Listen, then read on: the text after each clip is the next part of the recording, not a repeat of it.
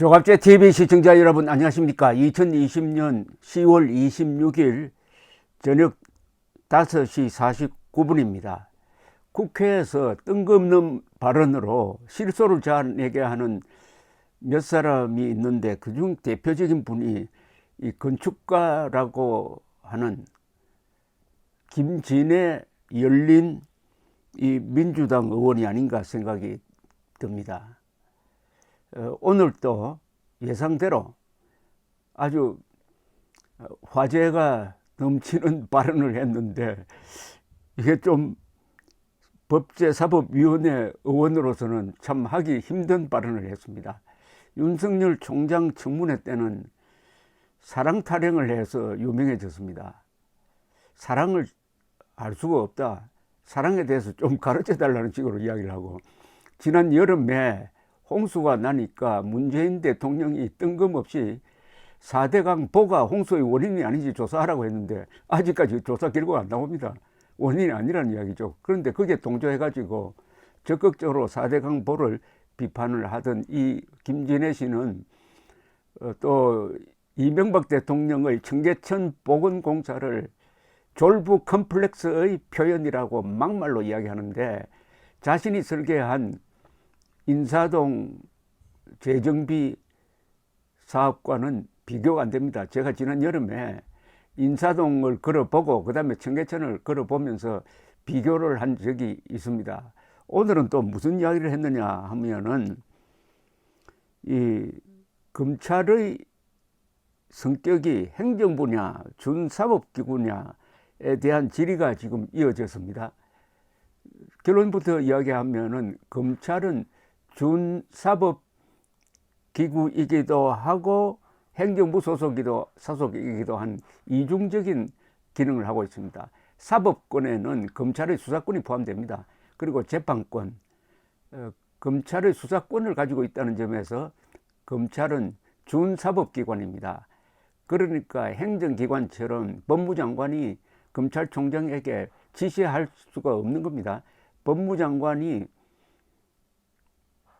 밑에 이루어지고 있는 수사에 대해서 구체적 지시를 하지 못하게 한 것이 바로 이 준사법적 기능을 갖고 있기 때문입니다. 행정기관인 것 같으면 마음 놓고 검찰총장에게 이래라 저래라 할 수 있지만, 준사법기관, 즉 수사권과 재판권으로 되어 있는 이 사법기능 중에서 수사권을 갖고 있으므로 검찰의 독립성이 중요하다 이겁니다.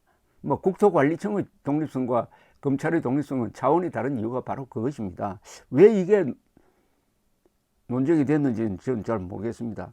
그런데 이런 질의가 오고 가는 과정에서 김진애 열린민주당 의원이 삼권 분립에 따라 사법부에 해당하는 법원을 행정부라고 주장하면서 질문을 하다가 추미애 법무장관과 윤호중 국회 법제사법위원장이 동시에 이를 바로잡는 해프닝이 벌어졌답니다. 김 의원은 이날 윤석열 총장을 지칭하면서 그날 그 자리에 참석은 안 했습니다만, 대통령을 끌어들여서 자리를 보전하려는 것이 음험하고 교활하다 강하게 비판을 했습니다.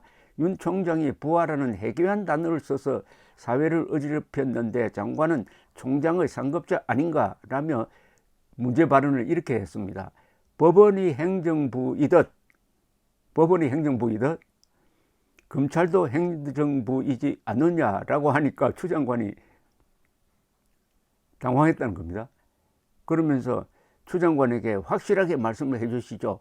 검찰은 행정부입니까? 준사법부입니까?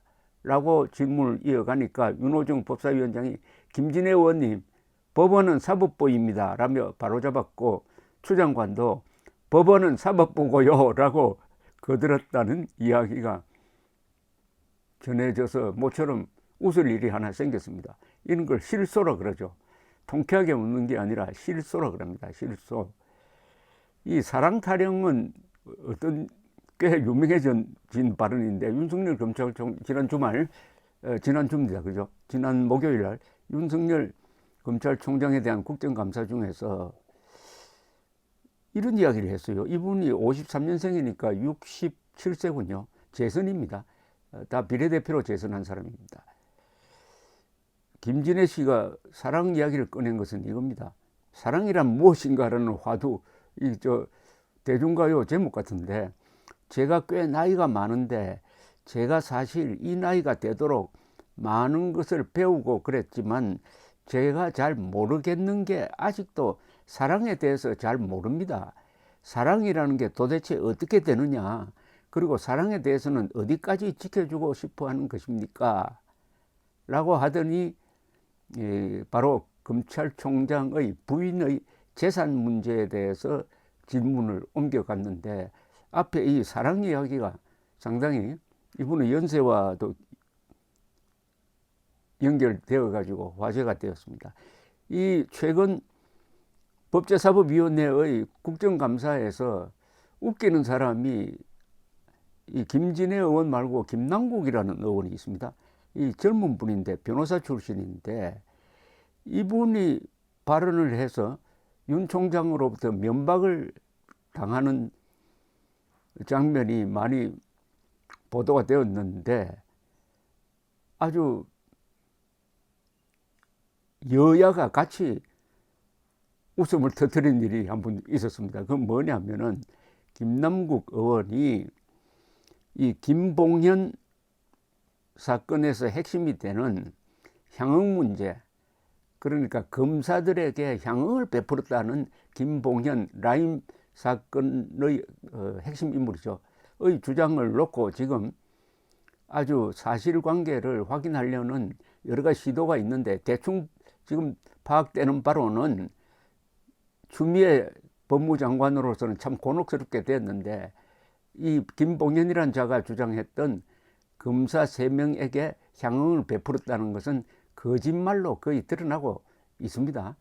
그런데도 일부 언론이 그게 사실인 것처럼 이렇게 보도를 하고, 이 김남국 민주당 의원이 그걸 가지고 윤 총장을 공박하는 과정에서 윤 총장이 듣다가 마지막에 이런 이야기를 했어요.